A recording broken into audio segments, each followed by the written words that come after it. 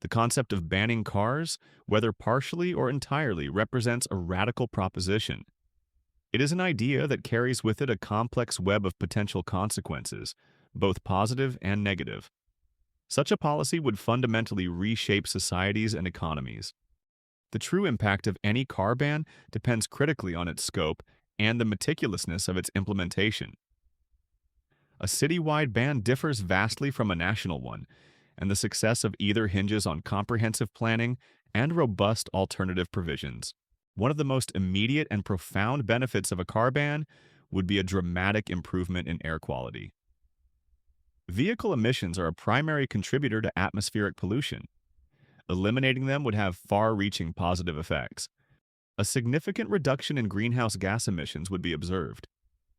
This directly addresses climate change, slowing the rate of global warming and mitigating its most severe effects.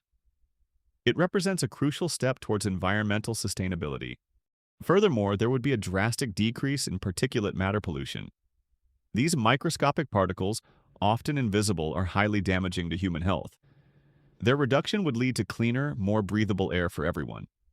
This cleaner air directly translates to healthier populations and a significant reduction in respiratory illnesses. Conditions like asthma, bronchitis, and other lung diseases would see a decline, improving public health outcomes across the board. The contribution to a slower rate of global warming is undeniable. By removing a major source of carbon emissions, a car ban would support international efforts to combat climate change. It offers a tangible pathway to a greener future. Ultimately, this improvement in public health could lead to a substantial reduction in healthcare costs. Fewer pollution-related illnesses mean less strain on medical systems and lower expenses for individuals and governments alike. It is an economic benefit derived from environmental stewardship. Beyond air quality, a car ban would catalyze a profound transformation of urban spaces. Cities, currently dominated by roads and parking lots, would be reimagined. This shift would prioritize human experience over vehicular traffic. Streets, once conduits for cars, could be repurposed for pedestrian walkways and expansive cycle lanes. This creates safer, more enjoyable environments for active transportation. It encourages people to move freely and engage with their surroundings. The creation of new green spaces would also become feasible. Parking lots and road verges could be converted into parks, community gardens, or urban forests. These spaces enhance biodiversity and provide vital recreational areas. Simultaneously, there would be an accelerated development of public transportation infrastructure. Investment would flow into expanding and modernizing bus, train, and tram networks. This ensures efficient movement for all citizens. Such changes would foster a more vibrant and livable urban environment. Cities would become less about commuting and more about community. They would be places designed for people, not just vehicles. This transformation would naturally encourage social interaction and physical activity. With more walkable areas and accessible public spaces, people would be more inclined to meet, stroll, and engage in outdoor pursuits. It promotes a healthier, more connected populace. Finally, a significant decrease in noise pollution would create a more peaceful atmosphere. The constant hum of traffic would be replaced by the sounds of human activity and nature. This contributes to improved mental well-being and a calmer urban experience. While the benefits are compelling, implementing a car ban presents substantial economic impacts that cannot be overlooked. The transition would be disruptive, affecting numerous industries and livelihoods.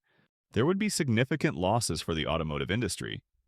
Car manufacturers, parts suppliers, and dealerships would face a drastic reduction in demand. This could lead to widespread factory closures and severe financial distress. Negative impacts would also ripple through related businesses. Gas stations, car repair shops, and even roadside diners would see their customer base vanish. Their business models are intrinsically linked to car usage. Parking facilities, both public and private, would incur massive financial losses. Garages and lots would become obsolete, leading to bankruptcies and job losses in that sector. This represents a significant devaluation of existing infrastructure. The cumulative effect could be widespread job displacement across multiple sectors. Millions of individuals employed in car manufacturing, sales, maintenance, and related services would need to find new employment. This requires extensive retraining and social support.